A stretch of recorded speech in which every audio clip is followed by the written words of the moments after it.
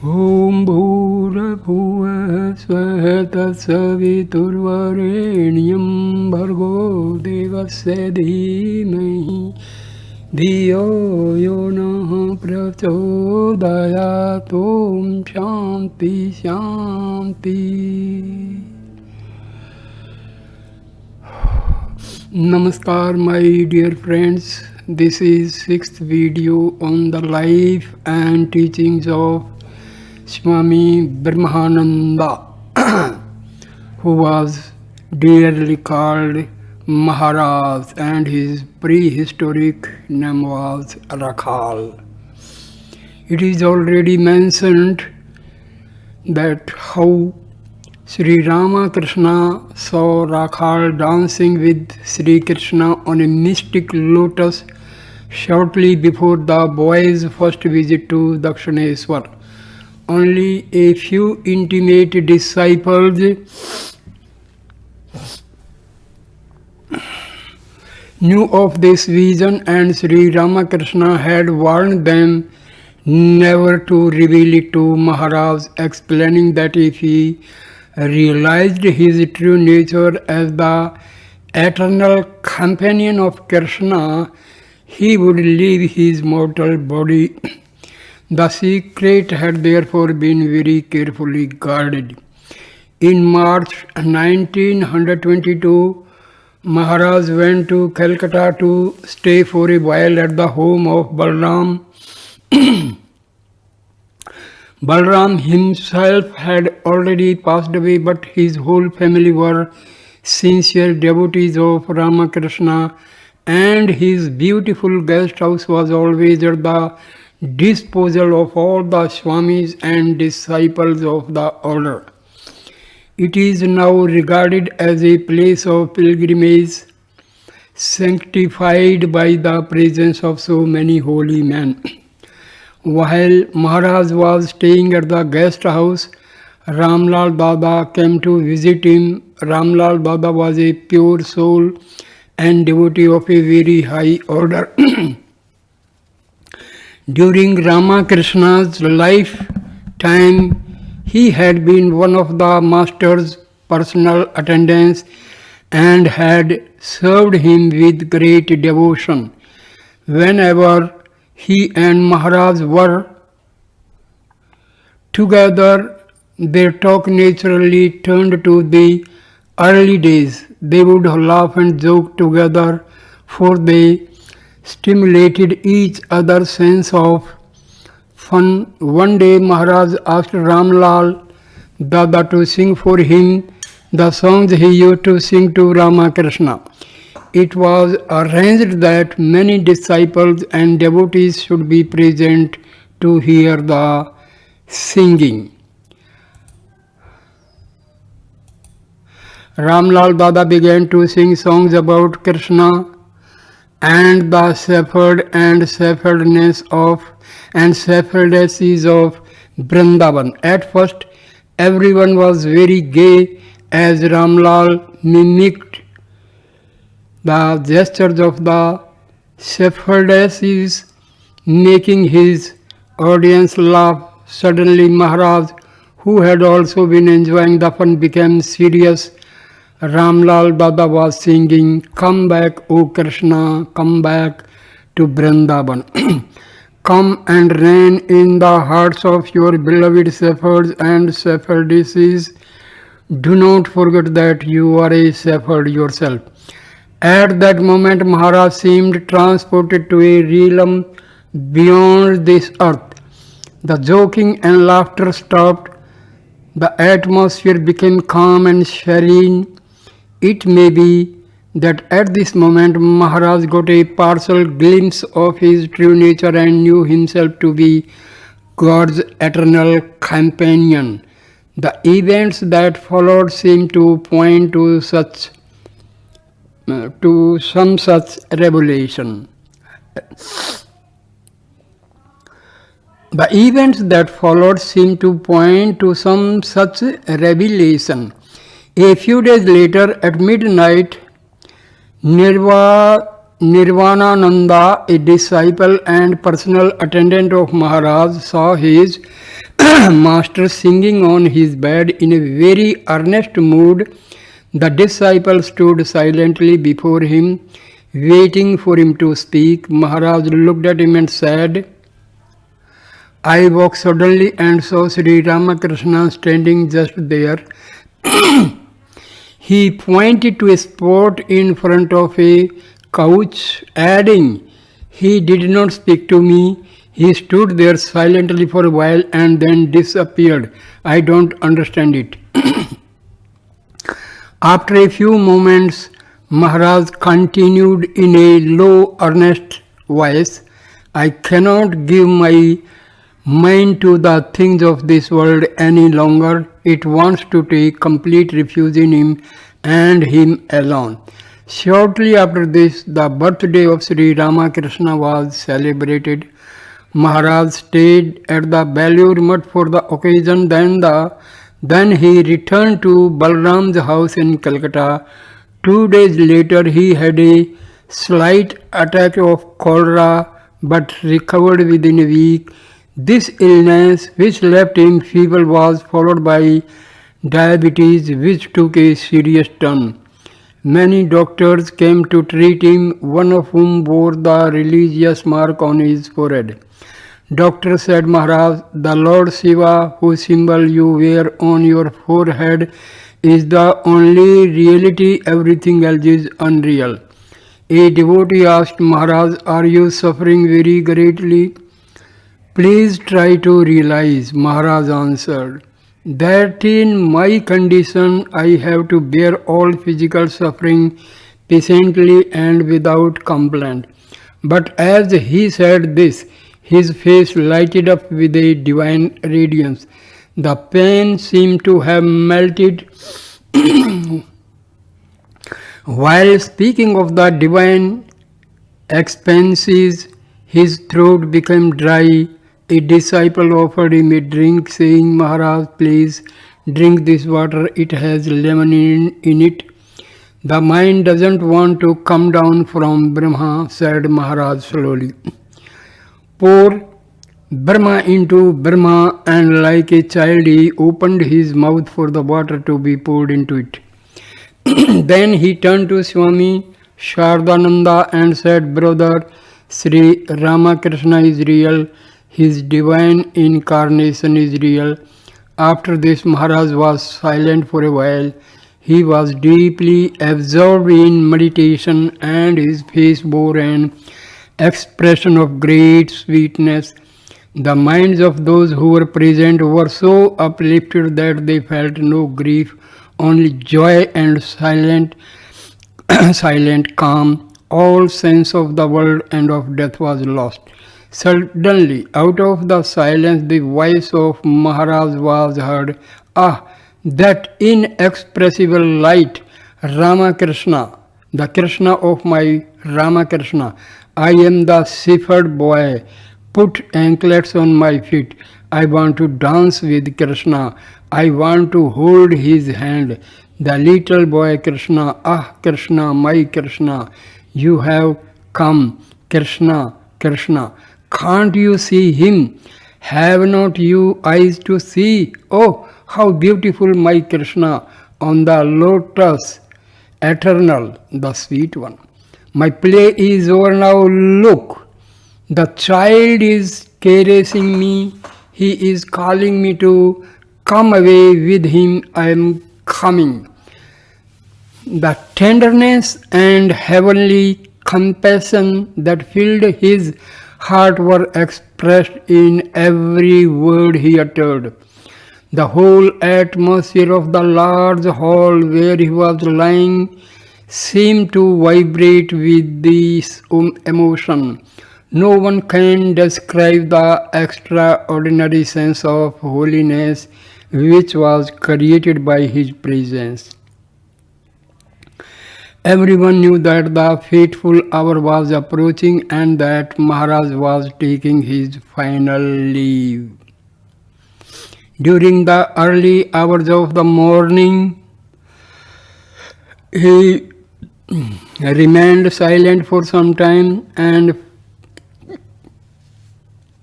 fell into a slumber.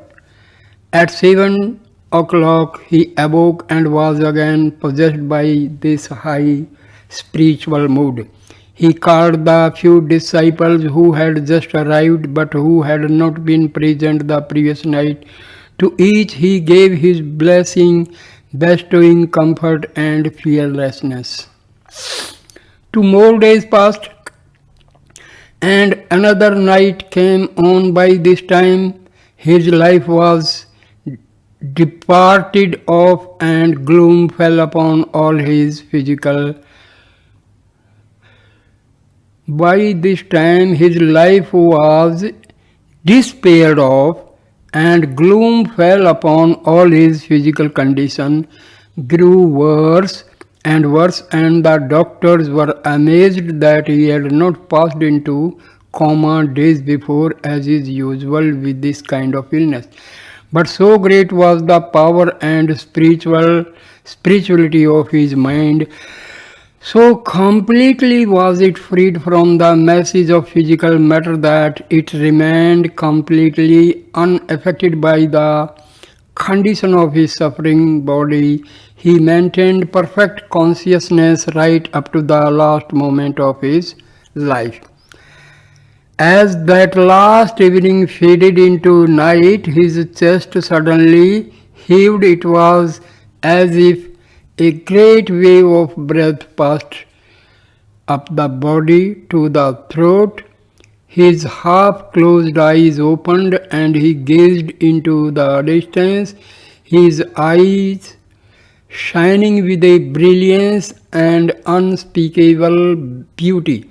Thus it was that on April 10th, 1922, the life left his body. Do not grieve, I shall be with you always. Those were his last words to his disciples. After his passing away, we all had the feeling that Maharaj was intensely present within us. He was closer to us than ever before. More than 20 years have passed since that day, and even disciple can bear witness, and every disciple can bear witness to the fact that Maharaj still lives, protects and guides him onward toward the goal. When I was about to leave India and take up my duties in the United States, Swami Shivananda said to me, "Never forget that you have seen the Son of God, you have seen God." Now starts the spiritual teachings of Swami Brahmananda, who was dearly called Maharaj. It was the afternoon of a beautiful spring day in March 1916 when a young Indian girl came to the monastery to see Swami Brahmananda, the president of the Ramakrishna mission. Forced into marriage by her parents, she had run away from her husband to the monastery, and as soon as she was brought into the presence of Maharaj, she fell at his feet, saying, "O Father, I have no desire to live a worldly life. I wish only to spend my days here at the monastery under your guidance. My one desire is to worship God and realize Him. To Him alone I would surrender myself, body, mind and soul." Deeply touched by her evident earnestness and zealousness of character, Maharaj replied, "My child, this is a monastery. How can you stay here? Go back to your parents. They are worried about you. Stay with them, study the scriptures and read the teachings of Sri Ramakrishna and Swami Vivekananda. Pray to Sri Ramakrishna. He knows the yearnings of your heart and will answer your prayers. Later on, you may go to the Nivedita school for girls or to the ashrama of Gaurima. You have the true understanding. When indeed is this human birth unless one has love for God? But the young girl refused to return to her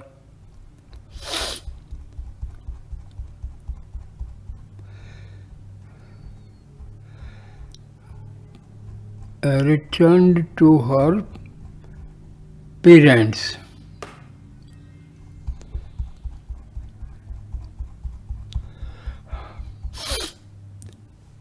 Sri Ramakrishna saw God in all beings, seeing his great love for his disciples. Swami Vivekananda once said to him, you love us all so much. Is it not possible that because of this love, you too may meet the same fate that Jada Bharat met? The master replied, true, by thinking of matter, one becomes like matter. But you must understand that it is the God within you that I love. If my mind should ever become attached to any one of you as man or woman, I would at once dismiss all thought of you from my mind. Because Sri Ramakrishna taught the ideal of renunciation to his young disciples, he was often criticized by the worldly minded, and to such criticism he would answer, I have no objection to anyone living in the world. Neither do I teach that every man and woman should renounce lust and greed. I teach renunciation only to those in whom there is already some spiritual awakening. I want these young men to attain first knowledge and discrimination, and then, if they wish, they may enter into worldly life. Indeed, to many who came to him, he would say, first go out into the world. Referring to the story in the Bhagavatam, Wisdom of God, which tells of the king who loved his pet deer so intensely that after his death he himself was reborn as a deer. The moral of the story is, as you think, so you become. Therefore, one should not become attached to any object in the world.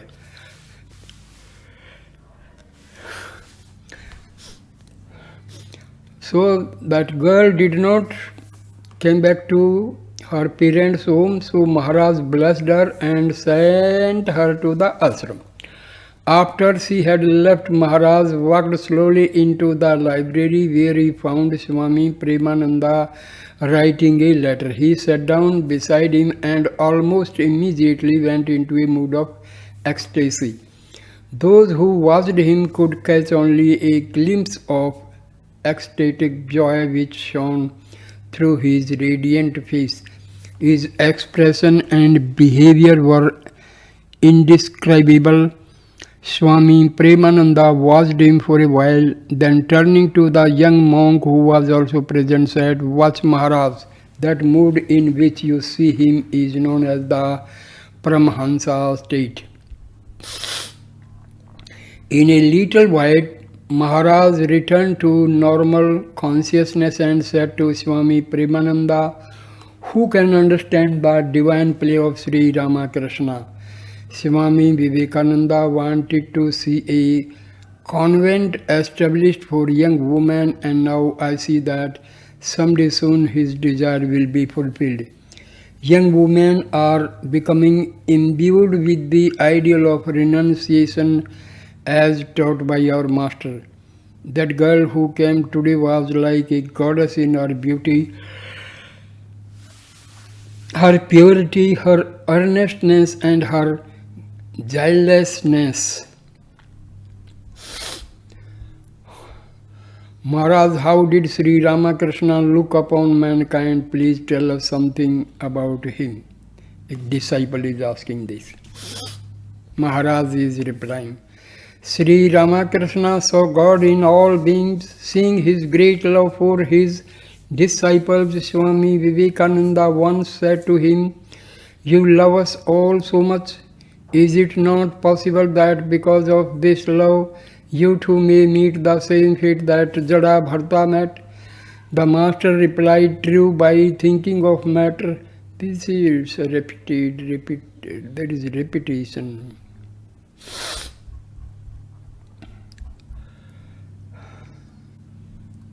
So gather your experience, and then when you have become sick of the world, come to me for the cure. Its teachings vary to suit all temperaments. When Swami Turyananda was quite a young lad, he asked Sri Ramakrishna how he could give up thoughts of lust. The master said, "Give up lust. Why should you give up lust? Instead of trying to give up, you should increase your lust." This advice amazed the young disciple, but he said nothing, and the master continued, "Direct all your thoughts of lust and all your passions towards God." Often he would point to himself and say, "Everything will be achieved if you will love this." The more intensely you yearn for God, the greater will be your revelation of Him. Sri Ramakrishna was many-sided. Whenever he talked about the intuitive knowledge of the Godhead, he would talk as one who was a pure Jnani, knower of God, and whenever he talked about love and devotion, he talked as a pure lover and devotee of God. He impressed upon us very clearly that mere secular knowledge is nothing but vanity, and that one should struggle hard to attain spiritual knowledge and love and devotion to God alone. Please tell us something about Master's Samadhi, disciple is asking. Now Maharaj replies, the master used to experience many different kinds of samadhi. In some states, his body would become stiff and motionless, like a log. It was easy for him to regain his normal consciousness from such a state, but at other times, when the samadhi was deeper, it would take him much longer to return to normal consciousness. At such times, he would first draw a deep breath like a drowning man coming up out of deep water. Then for a while he would reel and act like a drunken man. Even his speech would be thick and incoherent.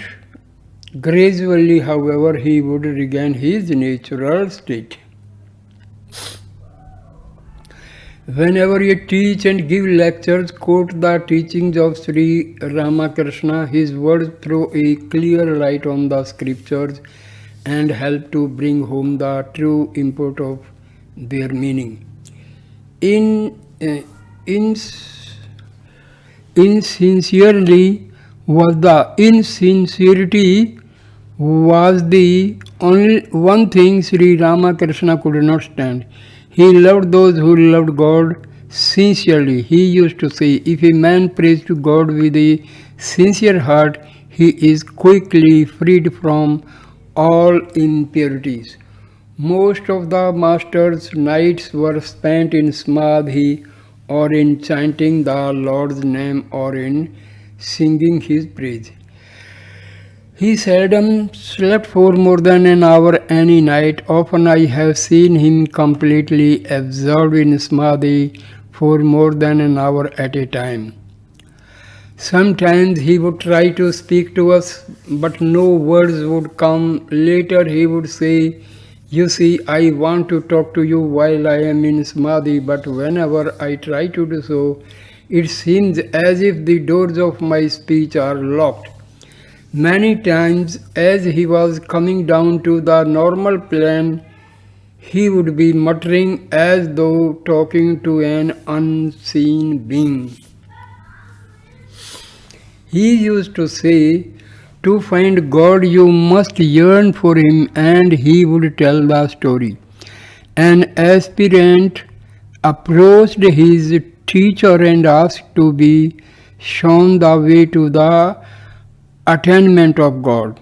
The teacher took the disciple by the hand and led him to the river there without a word.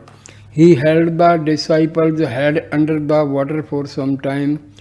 After a while he let go, and the disciple came up choking and gasping for breath. He looked at his teacher in astonishment, and the teacher smiled at him and said, "Well, how did it feel?" The disciple answered, "I felt an intense longing for air." "Well," said the teacher, "when you can long for God with the same intensity as you longed for that breath of air, you will surely attain Him." When Swami Vivekananda first came to Sri Ramakrishna as a young man, he would often argue with him. At that time, Swami believed only in the formless aspect of God and even told Sri Ramakrishna that he considered his visions of God as mere hallucinations of the brain. He would also scold the devotees when they went to bow down to the deities in the temple. This attitude annoyed many of the master's disciples, but the master himself was not disturbed. He could never be angry with Naren. He would say, "Naren is unique. There is none to equal him."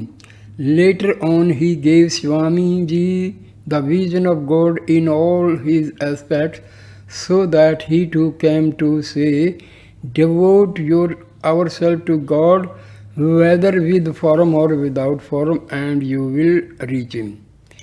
Disciple. Maharaj, many people are of the opinion that those who met Sri Ramakrishna did not need to struggle to find God. To know Him was quite sufficient. Even the great devotee Ramdatta had this view. Maharaj.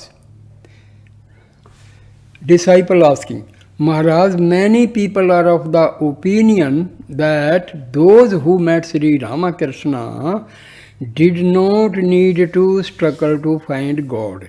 To know Him was quite sufficient. Even the great devotee Ramdatta held this view. Maharaj replied, Ramdatta was unique. He had a true faith, a faith which grew in intensity and which lasted all his life. Few have such faith. With the majority, it is merely lip faith. Disciple. Maharaj, many devotees who have seen the Holy Mother and have served holy men think it is not necessary for them to continue their spiritual struggles. Maharaj.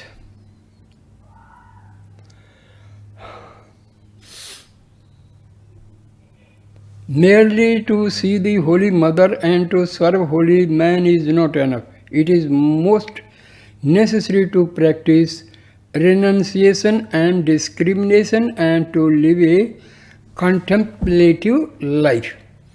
Maharaj. The one purpose of human life is to attain devotion to God and spiritual illumination. Otherwise, life is vain and meaningless. Dating, drinking, sleeping and procreating are not the sole ends of human birth. These belong to the brutes. God is greatly manifest in the human body. Try to understand this truth.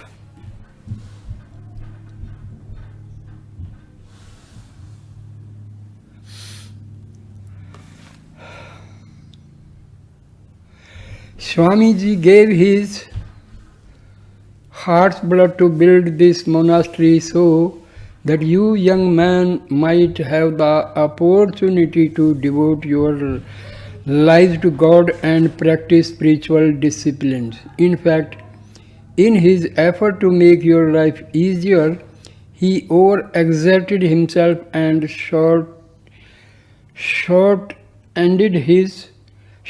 his own life. What intense love he had towards all mankind. Sri Ramakrishna was revealed to the world at large through Swamiji.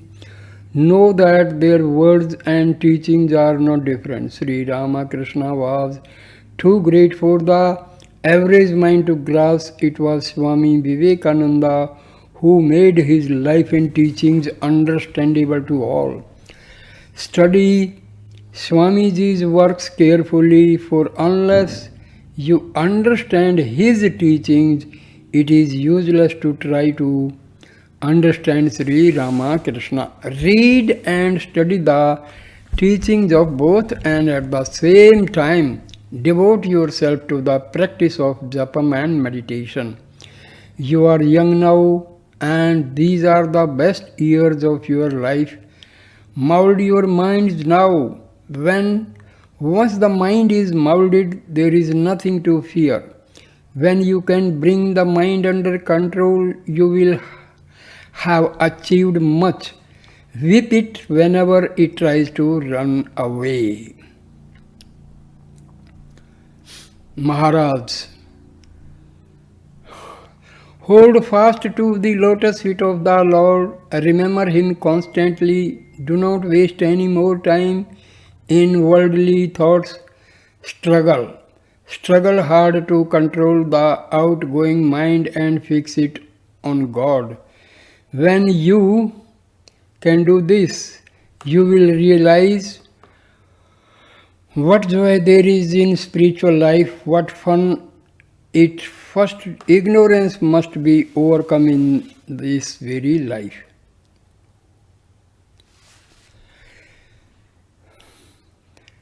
I will repeat it once more.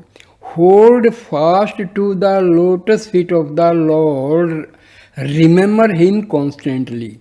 Do not waste any more time in worldly thoughts. Struggle hard to control the outgoing mind and fix it on God. When you can do this, you will realize what joy there is in spiritual life, what fun. First, ignorance must be overcome in this very life. This will not be easy unless you can devote yourself wholeheartedly to the work of the Spirit. Faith is the one thing needed. Intense faith.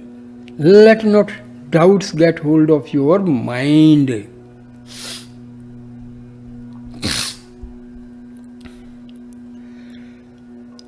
The word fun as applied to spiritual joy was characteristics of Swami Brahmananda, who wished by its use to do away with the chasm which exists in many minds between the high satisfaction of religion and the moods of simple happiness experienced in everyday life. Everyone likes fun. Why then should everyone not like God? For God, when all is said, is the real and only fun. Disciple, but if doubts should come, Maharaj replied, doubts will come until you have realized God. Therefore, you must hold fast to God and pray. Think to yourself, God first, but because of the impurities of mind, I cannot see Him. When my heart and mind have become purified, then through His grace I shall surely see Him. God cannot be known by the finite mind. He is beyond the mind and far beyond the intellect. Thus, apparent universe is a creation of the mind. The mind has continued it up, conjured up it, and it is its author, and the mind cannot go beyond its own domain. Behind this mind of ours, there is a subtle spiritual mind existing in seed form. Through the practice of contemplation, prayer, and japam, this mind is developed, and with this development, a new vision opens up, and the aspirant realizes many spiritual truths. This, however, is not the final experience. The subtle mind leads the aspirant nearer to God, but it cannot reach God, the Supreme Atma. Having reached this stage, the world no longer holds any charm for the aspirant. He becomes absorbed in the consciousness of God. This absorption leads to samadhi, an experience which cannot be described. It is beyond. It is beyond and is not there. There is neither happiness nor misery, neither light nor darkness. All is infinite being, inexpressible. Disciple: Maharaj, how should we perform our worldly duties? Maharaj replied, do your duties consciously. Do your duties conscientiously and without attachment. Always remember that you are only an instrument in the hands of God, and that God Himself is the only doer. Keep your mind fixed in God. It is not always easy to keep the mind steady in God while working. The ego creeps in, but never be discouraged by your failures. Repeated failures is inevitable in the beginning, but keep your faith and redouble your efforts. Try hard to live up to your ideal. Let your watchword be, I must realize God in this very life. After all, what is the use of this body and this mind if they do not help you to realize God? Do or die. What does it matter even if you die in the attempt?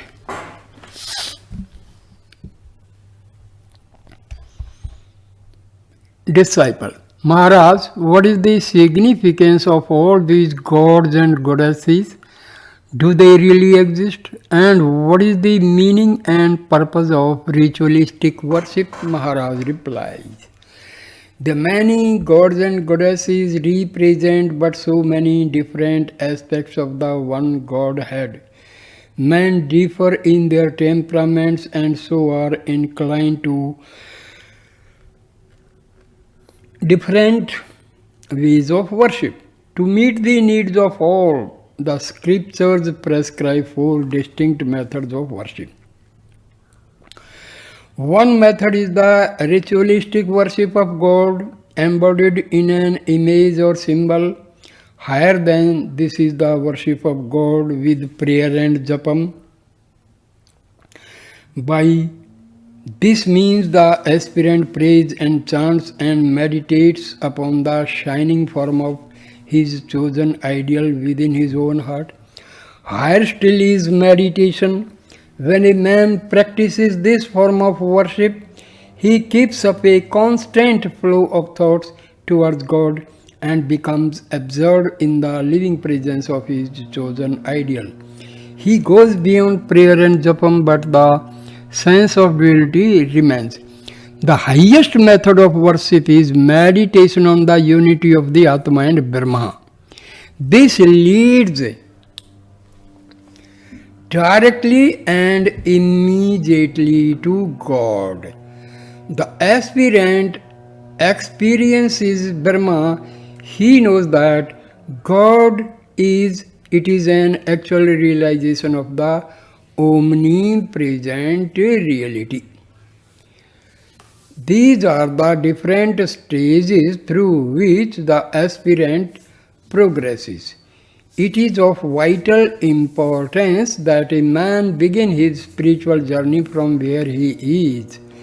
If an average man is instructed to meditate on his union with the absolute Brahma, he will not understand. He will neither grasp the truth of it nor be able to follow the instruction. For a while he may try, but sooner or later he will tire of the struggle and give up.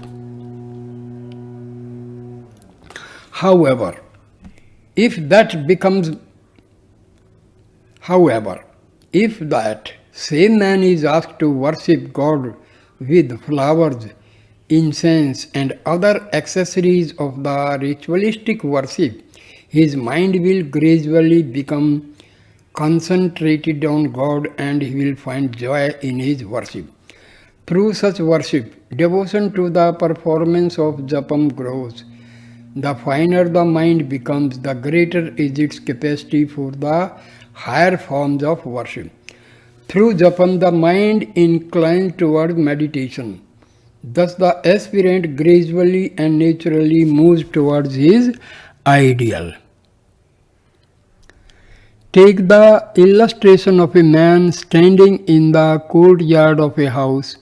He wants to reach the roof, but instead of climbing the staircase step by step, he permits himself to be thrown up bodily. What happens? He is seriously hurt.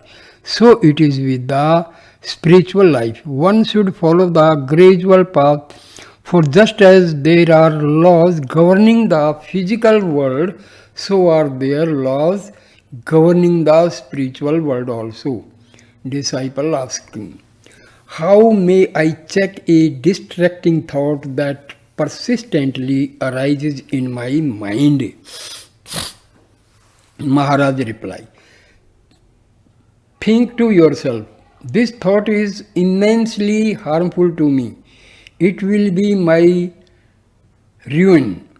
Impress the idea again and again upon your mind. The mind is extremely susceptible to suggestions and will learn whatever you teach it. Therefore, if through discrimination you can impress upon it the joy and fullness of the spiritual life and the folly of worldly attachments, it will devote itself more and more to God, and you will find yourself freed from all distracting thoughts. The supreme ideal of the human life is to know God. Everyone must have an ideal firmly established in his life, and that ideal must never be lowered. He who is smaller than the smallest, greater than the greatest, shines forth always and everywhere. He dwells within all beings, great and small. He dwells in the plants and herbs. He dwells everywhere in greater or lesser manifestation. Make that one supreme, all-pervading spirit your ideal. Even after a little effort to realize him, you will see what fun it is. You will find in him an inexhaustible fountain of joy. You have seen enough of one side of life. Now see the other side, the real side. Knock and it shall be opened unto you. A veil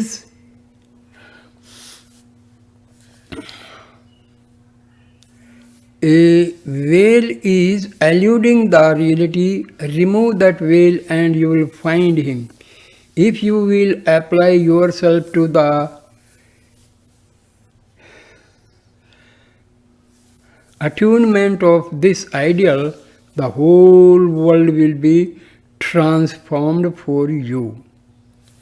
Disciple asking, Maharaj, what rules of diet should one follow? What rules of diet should one follow? Maharaj, that is a difficult question to answer. Men differ so widely in their constitutions that it is hardly possible to lay down any hard and fast rule about food. One kind of food may be agreeable to your constitution and yet do me harm. For this reason, the scriptures do not specifically advise any diet but only warn against rich foods. Disciple asking a question: should we avoid eating meat since it entails killing? Maharaj, nonsense. The Buddhists say harmlessness is the highest virtue. What does this mean? You can understand the significance of this only when you have attained samadhi, when you have reached enlightenment and have seen God in all creatures. Until then, mere talk is useless. When you can see the same God in the ant as in yourself, then you can practice this virtue. You may talk of not killing, but can you possibly avoid killing? What would you eat? Potatoes. Plant a potato underground. It shoots forth young sprouts. Has the potato no life? Would you eat rice? Plant the paddy grain in the earth. It grows into a rice plant. You want to drink water? Examine a drop of water under a microscope and see how many millions of tiny lives are there. You must breathe to live. Yet, with every breath you kill millions of creatures. Do you see any harm in that? You think you lose your religion if you take a little fish. Such arguments are foolish. The ancient Hindus held no such ideas. These are later Buddhist and Vaishnavite interpolations.